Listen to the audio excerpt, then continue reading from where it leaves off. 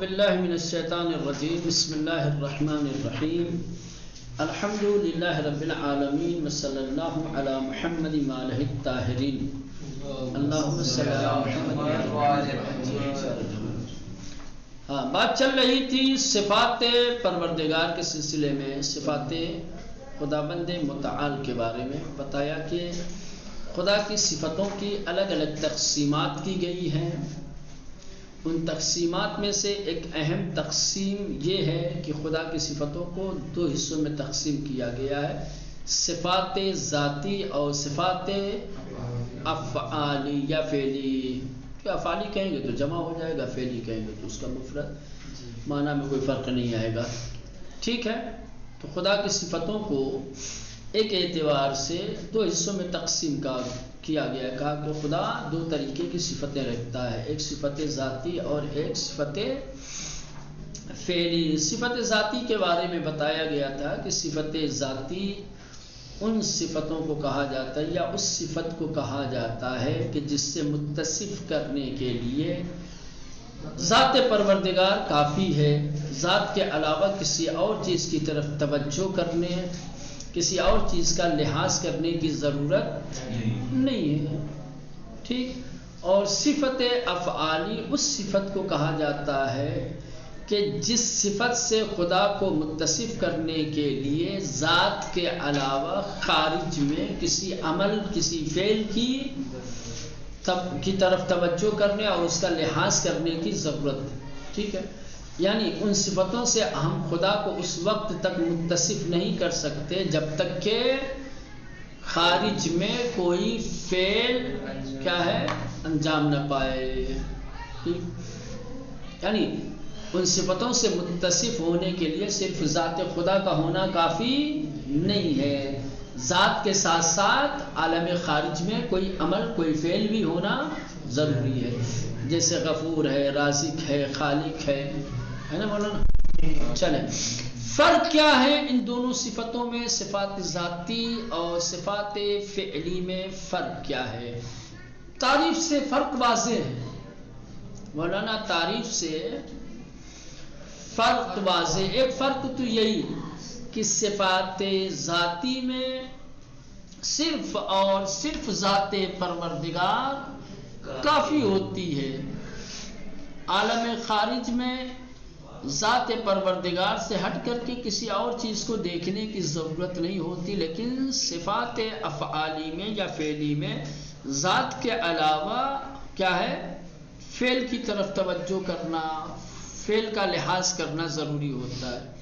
آسان لفظوں میں صفت ذاتی ذات پروردگار سے نکلتی ہے، اس کا انتزاع جو ہوتا ہے، جو صفت باہر آتی ہے صرف ذات پروردگار. لیکن صفات فعلی یہ مقام فعل سے انتزاع ہوتی ہے.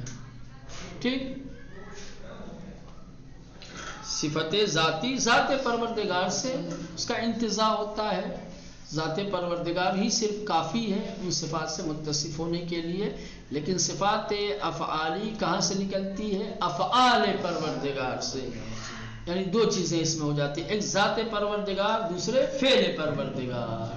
پھر جا کر کے وہ صفت وجود میں آتی ہے اور اس صفت سے ہم خدا کو متصف کرتے ہیں یا اس صفت کی نسبت خدا کی طرف دیتے ہیں. صفات فعلی صفاتی ہستند کی ذات با لحاظ فعل خویش و در مقایسے با آن بدان متصف می گردد. کہنے صفات یہاں سے فرق بیان کر رہے ہیں، تفاوت ہے عمدہ یعنی صفات ذاتی و صفات فعلی عبارت انداز.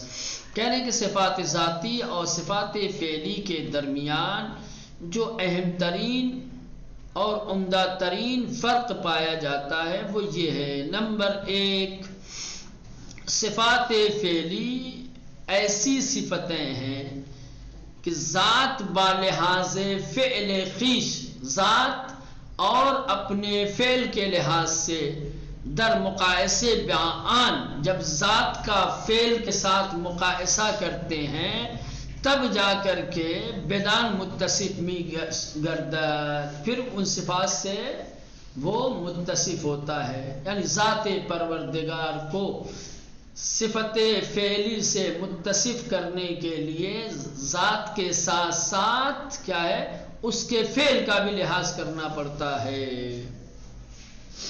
یعنی ان صفات از مقام فعل خداوند برگرفته و انتظامی شوند. یعنی صفات افعالی یا فعلی ان صفات کو کہا جاتا ہے جو مقام فعل خداوند سے کیا ہے انتزاع ہوتے ہیں، وجود میں آتے ہیں، پیدا ہوتے ہیں، برخلاف صفات ذاتی، صفات ذاتی کے برخلاف کہ از مقام ذات انتظام شمع، کہ جو مقام ذات سے وجود میں آتے ہیں. آسان لفظوں میں چھوٹی سی سطروں میں کہوں تو صفات افعالی کا وجود ذات بعلاوہ فعل کیا ہے وجود میں آتے ہیں. وہ صفات جو ذات کے ساتھ ساتھ افعال کے لحاظ سے وجود میں آتے ہیں مقام فعل سے. ظاہر سی بات ہے جہاں فعل ہوگا وہاں ذات کا ہونا لازمی ہے. فعل کوئی بغیر ذات کے تھوڑی ہوتا ہے. تو ذات گویا پہلے ہے لیکن اس صفت سے خدا کو متصف کرنے کے لیے کیا ہے فعل کا لحاظ کرنا ضروری ہوگا. تو جب خدا کوئی فعل انجام دے گا تو اب دو چیزیں ہو جائیں گی، ایک ذات پروردگار، ایک فعل پروردگار. اب جب ذات اور فعل ٹھیک ہے یہ دونوں چیزیں سامنے آئیں، ان دونوں چیزوں کا جب ہم نے لحاظ کیا تب کیا ہے صفت فعلی کا وجود ہوا اور پھر ہم اس صفت کی نسبت خدا کی طرف دے سکتے ہیں. ذات پروردگار تھی، اس نے کسی کو خلق کیا. جب ہم نے عالم خارج میں خدا کی کیا خالقیت کو دیکھا تو ہم نے خدا کو اس صفت سے متصف کیا، کہا کہ خالق ہے. ایک گنہگار انسان کو دیکھا ہم نے کہ جس نے خدا کی نافرمانی کی اور پھر اس نے خدا کی بارگاہ میں توبہ کی تو خدا نے اس کی توبہ قبول کی، اس کے گناہوں کو بخشا، معاف کیا. تو ایک ذات پروردگار، دوسری جانب اس کی بخشش اور اس کی مغفرت. ٹھیک، تو ایک ذات اور فعل، جو صفت ذات اور فعل دونوں سے مل کر بنے اس کو کہتے ہیں صفت فعلی.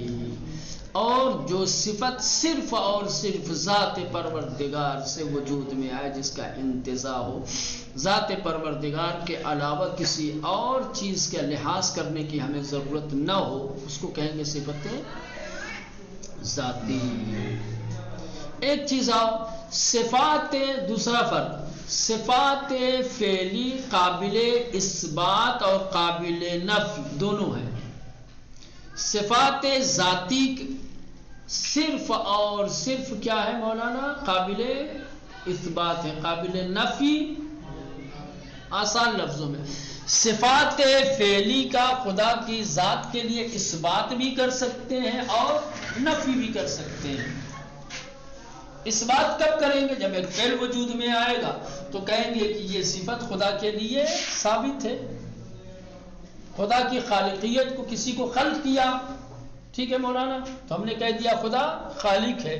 کسی کو رزق دیا تو ہم نے کہا خدا رازق ہے. کسی کو معاف کیا، کسی کی بخشش کی تو ہم نے کہا خدا غفور ہے. لیکن خلق کرنے سے پہلے خدا خالق نہیں تھا، رزق دینے سے پہلے خدا رازق نہیں تھا،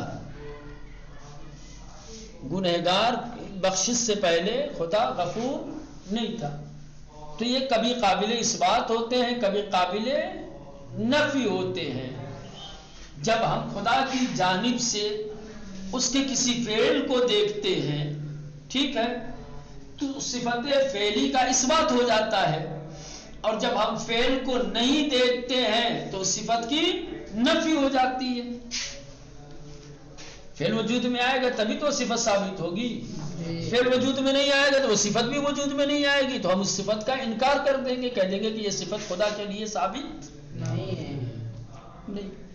تو صفات فعلی قابل اثبات و نفی ہیں، لیکن صفات ذاتی قابل نفی نہیں ہے، وہ ہمیشہ ثابت ہوتی ہیں. ہر حال خدا عالم ہے، آپ اس کا انکار نہیں کر سکتے. خدا ہے ہی ہے، آپ کبھی اس کا انکار نہیں کر سکتے، نفی نہیں کر سکتے اس کو اگر آپ نے نفی کر دیا تو گویا آپ نے ذات پروردگار کی نفی کر دی. یہ ہمیشہ قابل اثبات ہے، کیونکہ جب تک اس کی ذات ہے، اس کی ذات کا ہی حصہ ہے، اور یہ صفتیں اس کی ذات سے ہی نکلی ہیں، تو جب ذات رہے گی تو وہ صفت بھی رہے گی. لیکن جو صفت فعل کی وجہ سے وجود میں آئی، فعل رہے گی تو فعل رہے گا تو وہ صفت بھی رہے گی، فعل نہیں ہوگا تو مولانا صفت بھی نہیں ہوگی. یہ دوسرا فرق ہے کہ صفت فعلی یا صفات فعلی قابل اثبات اور نفی ہوتے ہیں، لیکن صفات ذاتی صرف قابل اثبات ہے، قابل نفی نہیں. صفات فعلی قابل نفی و اثبات بدین معنی کی در شرائطی از خداوند نفی و در شرائطی بر خداوند اثبات می شوند. ابھی جو میں نے توضیح دی ہے کہ صفات افعالی ایسی صفتیں ہیں کہ جو قابل اثبات ہیں اور قابل نفی بھی ہیں. کبھی قابل اثبات ہو جاتی ہیں وہی صفتیں، کبھی قابل نفی. فعل وجود میں نہیں آتا تو قابل نفی ہے، فعل انجام دے دیا قابل اثبات ہو گیا. تو کبھی ایک حالت میں بعض شرائط کے ساتھ بعض حالات میں وہ صفت خدا کے لیے قابل اثبات ہوتی ہے. ٹھیک ہے، رزق دے دیا رازق بن گیا، بخشش کر دی غفور بن گیا، خلق کر دیا.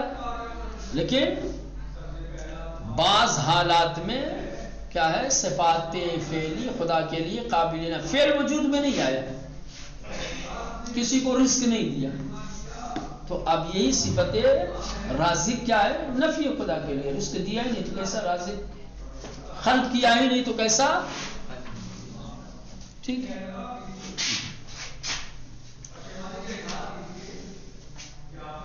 بدیگر سخن آسان لفظوں میں یہ کہ اثبات و نفی ہر یک از انہا برائے خداوند ممکن ہے. صفت افعالی وہ صفتیں ہیں کہ جس کا اثبات اور نفی دونوں خدا کے لیے ممکن ہے. اس کا اثبات بھی کر سکتے ہیں اور نفی بھی کر سکتے ہیں.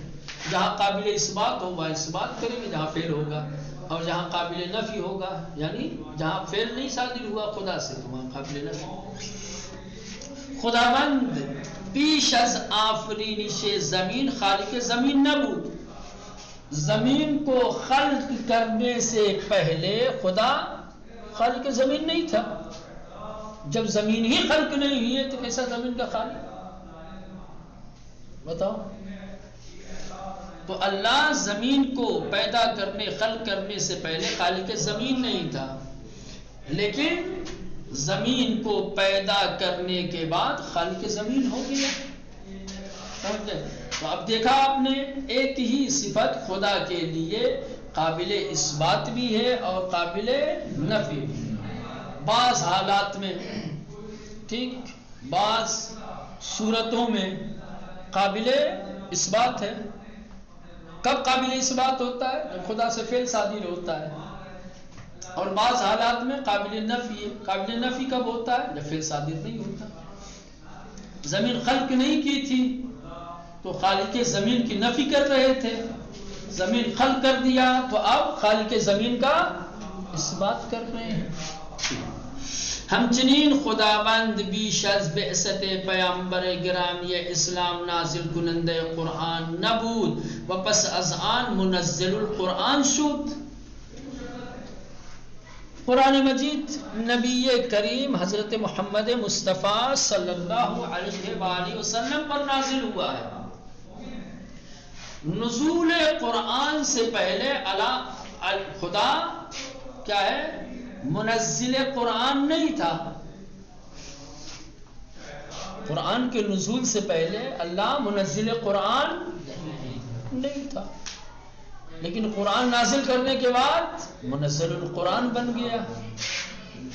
ٹھیک.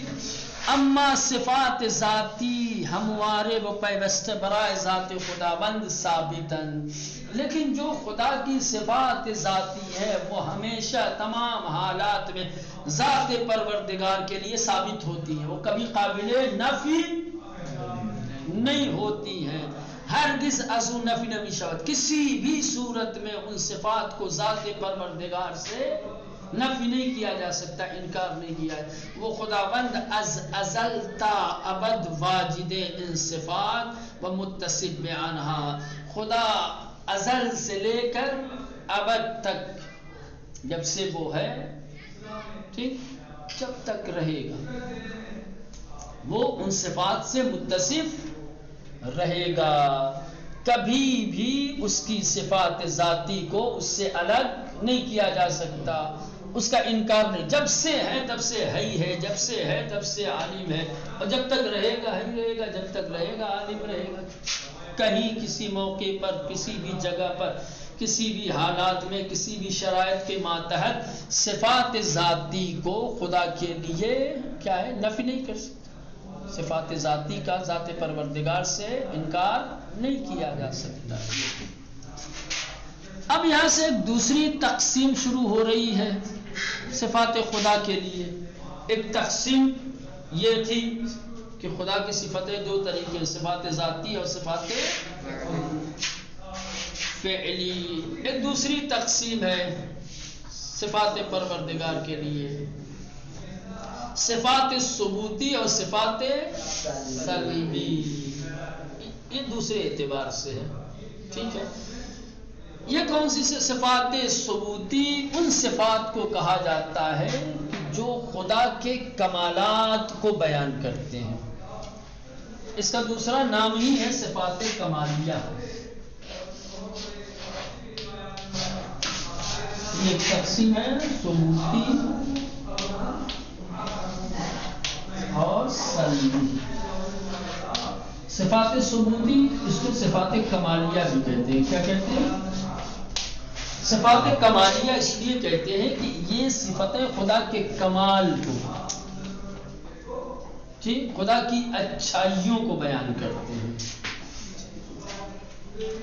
صفات ثبوتی ان صفات کو کہا جاتا ہے جو ذات پروردگار کے کمالات کو، اس کی خوبیوں کو، اس کی اچھائیوں کو بیان کرتی ہیں۔ سمجھ رہے ہیں؟ یہ اصل کمال کے فعل ان کے اعتبار سے نہیں ہے، لہذا عالم ہونا، قدیر ہونا، حی ہونا، متکلم ہونا، ہر وہ صفت جس سے کمال پروردگار کا اظہار ہو، جس سے کمال پروردگار سمجھ میں آئے، اس کو کہا جائے گا صفات ثبوتی، ٹھیک۔ صفات سلبی ان صفات کو کہا جاتا ہے جس سے کیا ہے، عدم کمال، اسی کے بالکل برعکس ہے۔ کیا ہے مولانا؟ صفات سلبی ان صفات کو کہا جاتا ہے کہ جس سے خدا کی تنقیص ہوتی ہو، جس سے خدا کی ذات میں عیب اور عدم کمال نظر آئے۔ یہ دو صفتیں ذات پروردگار میں ہیں نہیں، بس یہ تقسیم کیا گیا ہے، وَإِلَّا ان دو صفتوں میں سے صرف صفات ثبوتی کا مالک ہے خدا، صفات سلبی ہے ہی نہیں۔ اس میں دونوں صفتیں تھی، خدا کے اندر صفات ذاتی بھی ہیں، صفات فعلی بھی ہیں، لیکن یہ جو تقسیم کی گئی ہے صفات ثبوتی اور سلبی میں، تو ایسا نہیں ہے کہ خدا ان دونوں صفتوں کا مالک ہے نا، مالک ایک ہی صفت کا، صفات ثبوتی کا۔ پھر صفات سلبی کی جو نسبت دی جاتی ہے خدا کی طرف، اس صفت کو خدا کی طرف نسبت جو ہے بعنوان نفی دی جاتی ہے نا، بعنوان اثبات۔ بات سمجھ میں آئے؟ ہاں، ان دو طریقے کی صفتوں میں جو صفات ثبوتی ہیں، جو کمالات کو، خوبیوں کو، اچھائیوں کو بیان کرتی ہیں، ہم ان صفتوں کی نسبت خدا کی طرف دیتے ہیں کیونکہ خدا تمام کمالات کا حامل ہے، تمام خوبیاں، تمام اچھائیاں اس میں پائی جاتی ہیں۔ اور صفات سلبی ان صفات کو کہا جاتا ہے جو نقائص کو بیان کرے، جو عیوب کو بیان کرے، جو کمیوں کو بیان کرے۔ تو چونکہ ذات پروردگار ہر قسم کے عیب سے، ہر قسم کے نقص سے پاک ہے، لہذا ہم ان صفات کا ذات پروردگار سے کیا کرتے ہیں؟ سلب کرتے ہیں، کہتے ہیں کہ خدا میں یہ صفتیں نہیں ہیں۔ بس یہ صفتیں خدا رکھتا ہے، یہ صفتیں خدا سمجھ رہے ہیں۔ صفات ثبوتی کا خدا مالک ہے، صفات ثبوتی پائی جاتی ہے اس کی ذات میں، صفات سلبی ہم اس کی ذات سے نفی کرتے ہیں، کہتے ہیں کہ خدا کی ذات۔ چلیں صفات ثبوتی ان دست الصفات خدا بندی اس کے کہنے صفات ثبوتی خدا بند متعال کی کیا ہے؟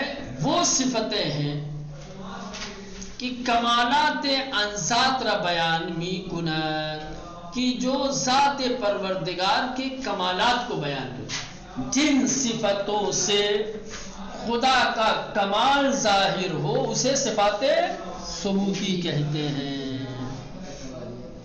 باید توجہ داشت کی در صفات ثبوتی خداوند ہیچ شائبہ از نقصان راہ نہ دارد۔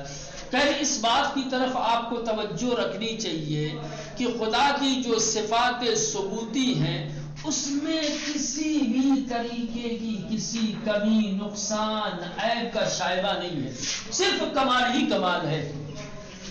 کوئی صفات ثبوتی میں عیب نکال لے، نقص نکال لے، کمی نکال لے، ممکن نہیں۔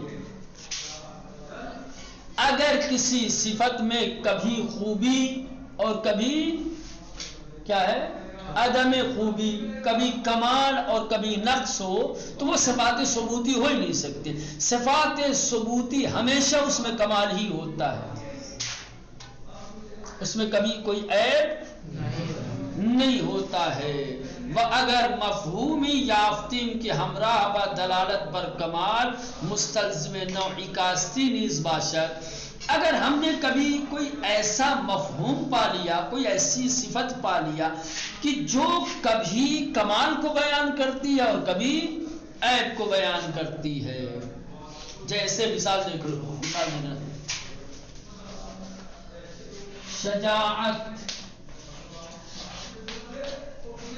شجاعت کیا ہے؟ صفت ہے، دلیری، لیکن یہ وہ صفت ہے کہ کبھی یہ کمال کو بیان کرتی ہے اور کبھی یہی عیب ہو جاتا ہے۔ صفت شجاعت ہمیشہ کیا ہے؟ کمال کی مستلزم نہیں ہے، ضروری نہیں ہے کہ شجاعت جہاں ہو وہاں ہمیشہ کمال ہی ہو۔ ایک شجاع اور بہادر انسان، سمجھ رہے ہیں، ایک شجاع اور بہادر انسان اپنی شجاعت اور دلیری کی بنیاد پر کسی کمزور کو مار دے تو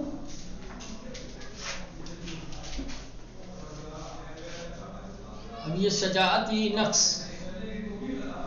اب یہی شجاعت، ایسا تو نہیں ہے نا کہ کمزور کو مار دیا تو شجاع نہیں رہا، شجاع ہے، لیکن اب یہی شجاعت اس کے عیب کو بیان کر دے گی۔ تو کچھ خصلتیں، کچھ صفات ایسی ہیں کہ جو حالات کے اعتبار سے کمال اور نقص پیدا کرتی ہیں۔ کبھی اسی میں خوبی نظر آئے گی آپ کو، بعض حالات میں یہ کمال کو بیان کریں گے، اس سے کمال ظاہر ہوگا، اور بعض حالات میں کبھی اسی میں نقص اور عیب پیدا ہو جائے گا۔ تو ایسی صفتیں کہ جو کبھی کمال کو بیان کرے اور کبھی نقصان کو بیان کرے، اس کا صفات ثبوتی میں شمار نہیں ہوگا۔ سمجھ رہے ہیں؟ صرف اور صرف وہ صفتیں کہ جو مطلقاً کمال رکھتی ہوں، جس میں عیب کا، نقصان کا شائبہ بھی نہ ہو، وہ صفات ثبوتی میں شامل رہیں گی۔